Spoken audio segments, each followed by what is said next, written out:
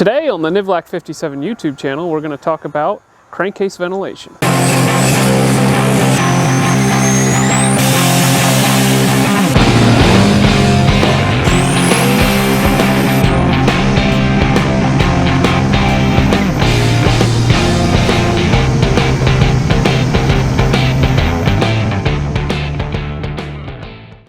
So today we're going to talk about something that's typically overlooked, and that is crankcase ventilation. In the past, we have actually been guilty of this. We're often in a time crunch when we are finishing up projects, and a lot of times that gets overlooked. A good example of where it was overlooked was here on our 1983 Ford Fairmont Futura. This car features a Vortec 4200 from a 2008 Trailblazer, a 7875, a water-to-air intercooler. So why should you care about crankcase ventilation? In a lot of cases, it can be worth quite a bit of power. Every little bit of pressure that you can get out of the crankcase is now pressure that the pistons do not have to fight when moving down the bore. Additionally, it will help ring seal because that differential pressure between the combustion and the crankcase will help the rings to push out towards the cylinder walls and get a better seal. Now, we're probably close to the level where we should probably be looking at some sort of vacuum pump, but we're not going to tackle that today. So when you triple, well, just about quadruple the output of an engine, let's just say the factory crankcase ventilation is not going to be up to the task. So the only places that the crankcase was vented on this engine was on the side of the intake and the valve cover. It already has a baffle built into the valve cover, which helps keep oil from being pushed out of the valve cover. That being said, both of these vents are pretty small. So I gave our buddies at Monkey Fab Garage a call and asked them to send us some fittings. A couple days later, a bunch of fittings came in the mail, and today we're going to make a upgraded catch can and ventilation system for this car. Previously, we blocked off of the intake ventilation port, and we were running this, which is a very small breather. I think it's designed for lawnmowers, right here on the valve cover. Obviously, this is probably not adequate, but it fit on there and it kind of did the job. So today we're going to upgrade to this. This is a very small K&N air filter. I believe it's also designed for lawnmowers, but instead it's used to pull in air into the engine for combustion rather than a crankcase vent. Should do the job just fine. If you look at any of like the Motion Raceworks, catch cans, and that kind of stuff, you'll notice that they're actually a little bit smaller than this one, which makes me think this will be more than adequate. So the first step here is we are going to cut out the original valve cover spud and replace it with a -10 AN fitting.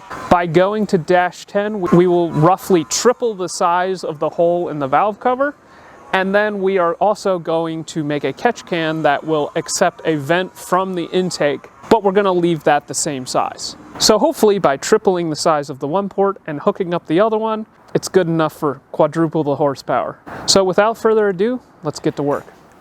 Alright guys, so for the body of the catch can, I'm going to go with this, which is a piece of 3-inch intercooler tubing. And that's mainly because I had it laying around and it's already cut to a nice length, so I'm just going to run it. Then I'm going to have to neck it down to the smaller size, I believe it's 2-inch, so that we can stick the breather on the top of the catch can. But before we do that, I want to make a little baffle in here so that it redirects the crankcase gases into the catch can, and hopefully we can send it through a couple of sharp turns so that it pulls the oil and whatever else might be in there out of suspension and deposits it into the bottom of the catch can. To attach the hoses from the engine, I'm going to just use these, which are push lock weld-on fittings. I will weld them both on, probably on the same side of the catch can. One here, one there, sort of like that. And hopefully it works as an effective catch can. Additionally, I'm going to weld the plate onto the bottom, and I want to add a little fitting on the bottom so that we can drain the catch can in the case that it fills up with fuel or oil. So let's get to it.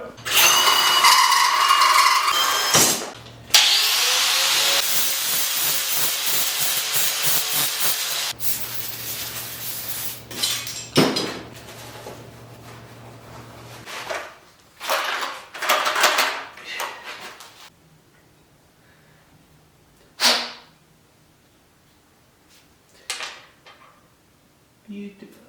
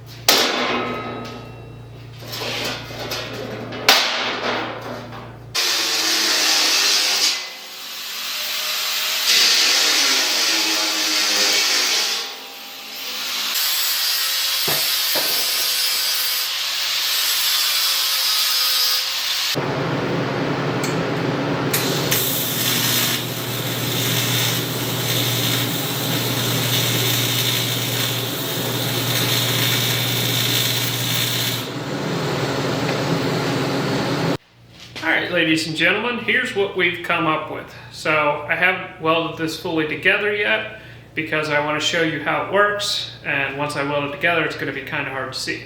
So here is my input from the valve cover, here's my input from the intake, and basically what I've done is I've welded a baffle inside of here so that the two inputs come in to this baffle area, and then it's directed down towards the bottom. And then I drilled all these holes in here, and what that is hopefully going to do is it's going to help the oil droplets to form there and then collect in the bottom of the catch can. So our first line of defense is hopefully the baffle in the valve cover catches any oil droplets. If they get past there, then hopefully they get caught in here. Our second to last line of defense will be here in the top of the catch can, and that is this baffle that I welded on top of here. That will hopefully keep any droplets from making their way to our last line of defense, which is this, the breather. So this breather will go on here, and hopefully that will keep any oil from making its way outside of the catch can. So I'm going to get this welded up the rest of the way, and we'll get it installed on the car. And it just wouldn't be a catch can unless it was held in with zip ties and installed at the last minute.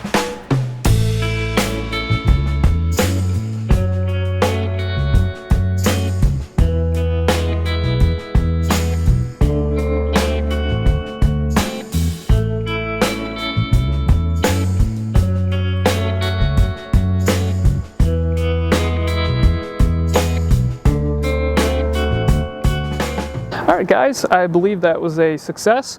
We got ourselves a catch can made, and I once again want to say a big thanks to our friends at Monkey Fab Garage.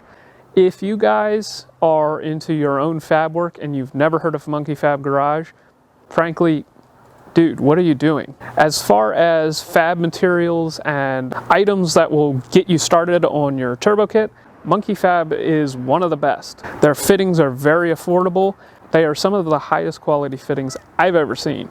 And you would think a high quality fitting would cost a lot, but honestly, they're very affordable. So make sure you go and visit the guys at Monkey Fab, pick up some products and tell them that we sent you.